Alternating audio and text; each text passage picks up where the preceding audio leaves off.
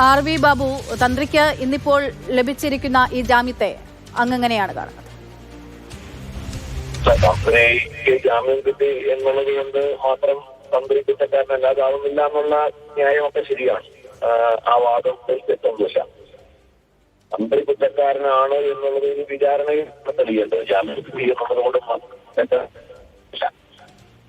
പക്ഷെ ഇവിടെ ഒരു കാര്യം അനിൽകുമാർ പറയുന്നത് ഞാൻ കേട്ടിരുന്നു. ഈ വലിയ കള്ളന്മാരായിട്ടുള്ള രണ്ട് CPM-ന്റെ നേതാക്കന്മാരെ അകത്ത് കിടക്കുമ്പോഴാണ് തന്ത്രിയാണ് ഏറ്റവും വലിയ കള്ളൻ എന്ന നിലയ്ക്ക് അവതരിപ്പിക്കുന്നത്. തന്ത്രിയുടെ തലയിലേക്ക് ഈ കുറ്റം മുഴുവൻ ചാർത്തിയിട്ട് കാട്ടുകള്ളന്മാരായിട്ടുള്ള രണ്ടുപേര് CPM-ന്റെ നേതാക്കന്മാരെ അകത്ത് കിടക്കുകയാണ്. ഇപ്പോഴും അവർക്ക് ജാമ്യം കിട്ടിയിട്ടില്ല. വാസുവിനായാലും പത്മകുമാറിനായാലും ഒക്കെ അവര് ജയിലിൽ കിട്ടും. സ്വാഭാവിക 90 ദിവസം കഴിഞ്ഞു, ഇനിയിപ്പോ കിട്ടും. അത് കിട്ടുന്നതിന്റെ കാരണം എന്താണ്? ചാർജ് ഷീറ്റ് കൊടുക്കാത്തതുകൊണ്ട് മാത്രമാണ്. ഇവിടെ തന്ത്രിക്ക് ചാർജ് ഷീറ്റുമായി ബന്ധപ്പെടാതെ തന്നെ തന്ത്രിക്ക് കിട്ടി. അതിനു മുമ്പ് മറ്റൊരാൾക്ക് കിട്ടിയിട്ടുണ്ട്. സ്വാഭാവിക ജാമ്യത്തിനും അതിനു മുൻപായിട്ട് കിട്ടിയ ശ്രീകുമാർ എന്ന് പറയുന്ന ഒരു ഉദ്യോഗസ്ഥനും അവർക്കത് തെളിവില്ലാത്തതുകൊണ്ടാണ്. തെളിവില്ല എന്നുള്ള കാരണം കൊണ്ടാണ് അവർക്കൊക്കെ ജാമ്യം കൊടുത്തത്. മറിച്ച് ഇവിടെ വാസു ആയാലും പത്മകുമാറായാലും ചാർജ് ഷീറ്റ് കൊടുക്കാത്തതുകൊണ്ട് മാത്രം ജാമ്യം കിട്ടുന്ന സാഹചര്യമാണുള്ളത്. അപ്പോ ആരാണ് ഈ കാര്യത്തിൽ ഏറ്റവും കൂടുതൽ കുറ്റം ചെയ്തിട്ടുള്ളത് എന്ന് വളരെ വ്യക്തമാണ്.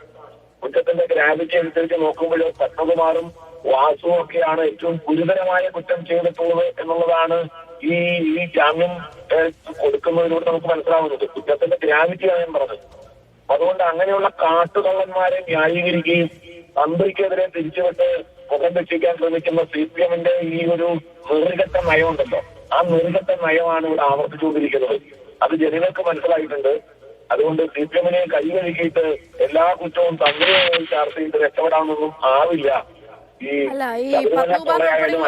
ജാമ്യം കിട്ടുന്നത് അങ്ങനെ ഇത് അന്വേഷണ സംഘത്തിന്റെ വീഴ്ചയാണെങ്കിൽ സ്വാഭാവികമായിട്ടും തന്ത്രിക്ക് ജാമ്യം കിട്ടുന്നതും അങ്ങനെ തന്നെയല്ലേ വായിക്കേണ്ടത്? തീർച്ചയായിട്ടും. ഒന്ന് ഞാനതുകൊണ്ട് പറഞ്ഞു, ജാമ്യം കിട്ടി എന്നുള്ളത് കൊണ്ട് മാത്രം ഒരാൾ കുറ്റക്കാരനല്ലാതെയാവും എന്നുള്ളതല്ലല്ലോ നിയമത്തിന്റെ രീതി. ജാമ്യം കൊടുക്കാതിരിക്കാൻ പറ്റാത്ത രീതിയിൽ ഇയാൾ തെളിവ് നശിപ്പിക്കുന്ന ഒരാളായിട്ട് ഉണ്ടോ, അത്രയും കാര്യങ്ങൾ ബന്ധപ്പെട്ട് നിൽക്കുന്ന ആളാണെങ്കിൽ മാത്രമേ ജാമ്യം കൊടുക്കാതിരിക്കുള്ളൂ. മറിച്ച് ഇവിടെ പത്മകുമാറിനും വാസുവിനും ഒക്കെ ജാമ്യം കൊടുക്കാതിരിക്കാനുള്ള കാരണം എന്താണ്? ഈ കേസുമായി ബന്ധപ്പെട്ട് അവരുടെ ബന്ധം അവർ പുറത്തിറങ്ങിയാൽ തെളിവുകൾ നശിക്കുന്ന സാഹചര്യം ഉണ്ടാവും, സാക്ഷികളെ സ്വാധീനിക്കും. അത്തരത്തിലുള്ള ഒരുപാട് ഗുരുതരമായ കാര്യങ്ങൾ വെച്ചിട്ടാണ് ഒരാൾക്ക് ജാമ്യം കൊടുക്കാതിരിക്കുന്നത്. അപ്പോ അത് തന്ത്രിയുടെ കാര്യത്തിൽ ബാധകമല്ല എന്നുള്ളതാണ്. ഈ പറയുന്ന തന്ത്രിയെ ജയിലിൽ വെക്കാൻ പറ്റുന്ന സാഹചര്യമുള്ള തരത്തിലുള്ള തെളിവുകൾ ഹാജരാക്കുന്നതിൽ SIT പരാജയപ്പെട്ടിട്ടുണ്ടാവും. SIT അങ്ങനെ പല രംഗത്തും പരാജയപ്പെട്ടിട്ടുണ്ടല്ലോ. SITക്ക് ഇതുവരെ അത്തരത്തിൽ ക്രിയാത്മകമായ രീതിയിൽ അല്ലെങ്കിൽ നമുക്ക് വിശ്വസനീയമായ രീതിയിലുള്ള തെളിവ് ഹാജരാക്കാൻ SITക്ക് ഇപ്പോഴും കഴിഞ്ഞിട്ടില്ല എന്നുള്ളതാണ് വസ്തുത. അത് യാതൊരു സംശയമില്ല.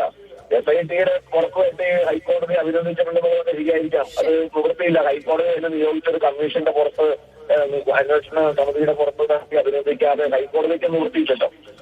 അതുകൊണ്ട് ഹൈക്കോടതി പറഞ്ഞതുകൊണ്ട് മാത്രം SITയുടെ അന്വേഷണം ശരിയായ ദിശയിലാണെന്നൊന്നും നമ്മൾ വിചാരിക്കുന്നില്ല.